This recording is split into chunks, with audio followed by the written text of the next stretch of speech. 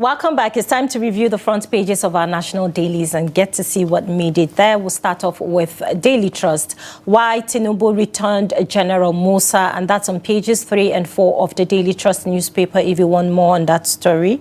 We also have Fire Kills Family of 5 in Katsina. That's on page 6 of the Daily Trust newspaper. Constitution Amendment, reps to vote on state's creation, others December 10th, and that's on page 11 of the Daily Trust newspaper. Press freedom, IPI list IGP, 2 governors in book of infamy, and that's on page 24 of the Daily Trust newspaper. And lastly, FCT Community School, where only 17 out of 136 pupils attend classes, and that's on page 16 of the Daily Trust newspaper. If you want more on the headlines, do well to grab yourself a copy and stay informed. All right, next up, we have The Guardian newspaper. Right in front, we have chaotic Yuletide travels looms as 15 airlines face 65% capacity dip. That's on page 6 of The Guardian newspaper.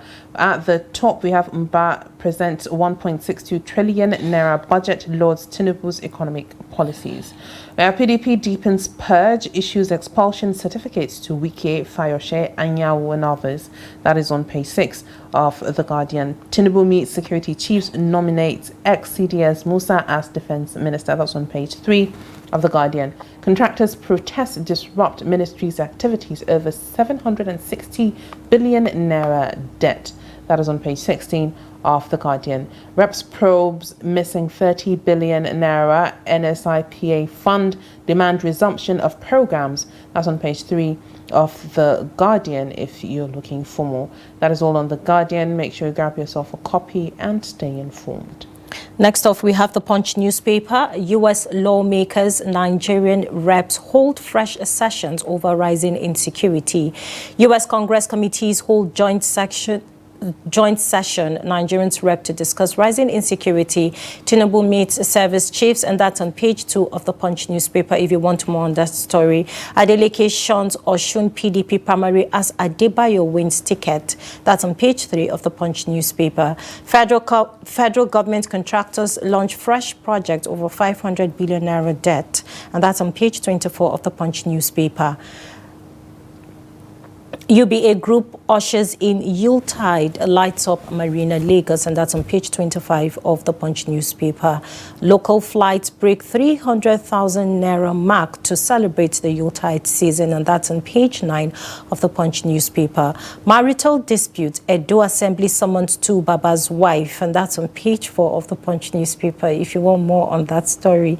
Manpower shortfall may delay NSCDC's VIP protection rollout, and that's on page 2 of the Punch newspaper. PDP crisis, Makinde block issues, Wike others explosion certificates, and that's on page 3 of the Punch newspaper. Do want to grab yourself a copy if you want more on the headlines. All right, next up we have First Daily newspaper. Right in front we have Senate in chaos as Goje Akpabio's dirty clash holds plenary. At the top, we have NDDC boss Obuku bags Tinubu award, validates First Daily honor. And we have Adeleke to unveil new political home before December 13th, which says Osun government. CAC alerts Nigerians to fraudulent companies list unregistered entities. We have media crackdown, lands Bago Eno Egbetokun in IPI book of infamy. Taraki's PDP faction issues expulsion certificates to Wike, Fayose and others. Of 2027, there's plots to isolate, eliminate Atiku, Timi, Frank alleges. Last but not the least, Tinubu hosts Oti after Sokoto prison visit to Nnamdi Kanu. That is all we have on the First Daily newspaper. Make sure you grab yourself a copy and stay informed. All right, joining us to review the front pages of our national dailies is former news director Ben Shamak. Thank you for joining us this morning. Thank you for having me. All right, let's jump right in. As echoed on all the newspapers this morning, on Daily Trust, we have why Tinubu returned General Musa. So you already know what's going on, so I just want to hear your take on that. Well, I think that the nomination of Christopher Musa is apt, it is correct. And you see, when they say why he was nominated, you can see that the Federal Executive Council was unanimous. And you look at many of the governors, northern governors, 19 of them, they all met and said, General Musa must be it. And so it is. And why General Musa?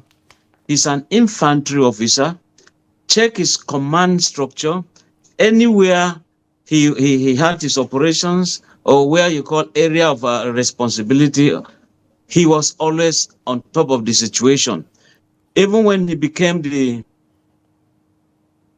commander, Kai, you could see that he was a no-nonsense man, being an infantryman. And of course, if you also check when he was a chief of defense staff, I mean, you could see the kind of successes that the military were making. But this very moment that there was that change was dropped, you could see there was a kind of a kind of schools being attacked, roads, I mean, people have been attacked, travelers, commuters been attacked or kidnapped here and there. So the coming of General Musa is really good.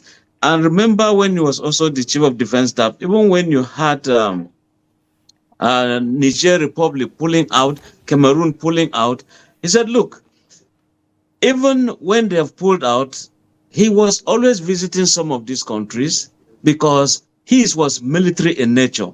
And that also earned him the position of a diplomatic soldier. And they agreed that soldiers from Niger Republic in hot pursuit of criminals and they run into Nigeria, all they needed to do was to tell Nigeria, and the Nigerians would join them to make a pushback and they fight together.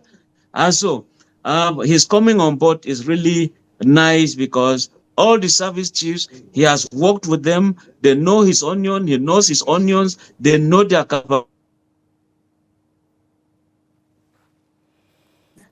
He also is in tune with that. Remember, he won the Colin Powell Prize as one of the renowned soldiers, a global one trusted, and you could see the jubilation without any affiliation, religion, or tribe or region. People are just saying, General Musa, so be it. That is the Moses of our time, the Moses of Nigeria.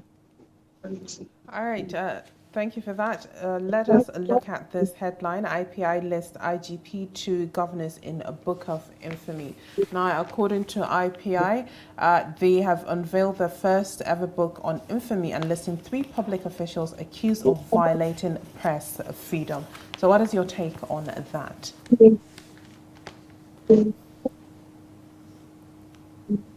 Yeah, it looks like the system is freezing.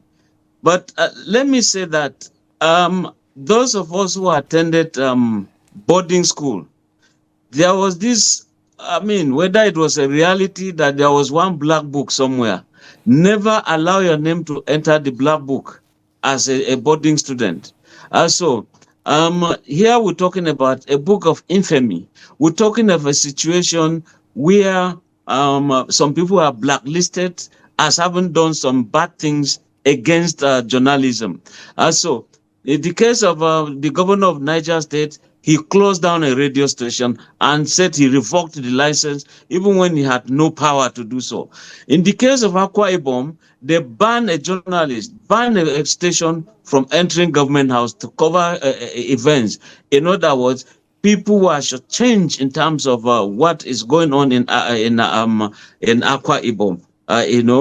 Then, surprisingly too, the case of the DGDSS, they rather gave him some kudos because he was able to ensure that the list of, Larry Arogundade was no longer put in a watch list as being dangerous, a kind of a journalist. So the International Press Institute praised the Nigerian government over that, especially the DSS. But coming to the Inspector General of Police, of course, They said they've been using some of these laws just anyhow. The police are repressive when it comes to journalism and journalists. And that's why he has also entered the black book of the IPI. So it's left for them to now work it out to see that they are out of this list. Okay, we have another headline, FCT Community School, where only 17 out of 136 pupils attend classes. The already poor state of the LEA primary school, that is in Gidam Bijimi village in Kawu ward of Bwari area council, here in the FCT has further deteriorated as we see that, 17 out of 136 pupils are attending classes due to the state of the structures in the school and also the insecurity that we have at the Bwari Area Council axis. So what is your take on this? You see, this thing is happening when Wike is hitting his chest to say that he's the best, he's trying for FCT. Yes, as per road networks, you will not fault the FCT minister. And but when it comes to education, he's not faring too well. The teachers, they owe them promotion allowances or salaries rather, and many other allowances are being owed teachers. So when we're also talking about safe school initiative, FCT is not excluded. There are supposed to be perimeter walls here and there to protect pupils, to protect teachers. You go to some schools, you just see that there is no fence anywhere. You find some very big mango trees, some people taking hymns, Indian hymns there, and majority of the teachers are females. So at the point, they fear that something could happen. And this is time that Wike too should not just be talking about the road network. He should as well be visiting in a very surprise mode, take people by surprise, go to some schools, inspect and see what is happening. So when you have this overcrowded LEA, local government education schools, it's not the best that in FCT, the center of it all, where you have the government. When I say the government and every other agency that is what it's all, is here in Abuja. But when it comes to secondary education, primary education, you've seen that they are just being left just uncatered for, blown up roofs. You see classes without seats. You see pupils just roaming around, and you find quite a lot of pupils without the appropriate learning environment provided onto them. So this is where Wike should also put his own searchlight to see that the children are given the best. It's not everyone who has the money in Abuja to go to either government, federal government schools, or they go to this executive and exorbitant private secondary school. So Wike should go to the grassroots and ensure that the local government education authority is being taken care of. People should be taken care of. And some people are even talking of feeding people in the pupils in primary school. So is it been done in the FCT? Safe school initiative is all encompassing, and it is a countrywide thing. So we expect that in FCT there should be no exemption. All right, thank you very much, and Mr. Ben Shamang, for reviewing the front pages of our national dailies.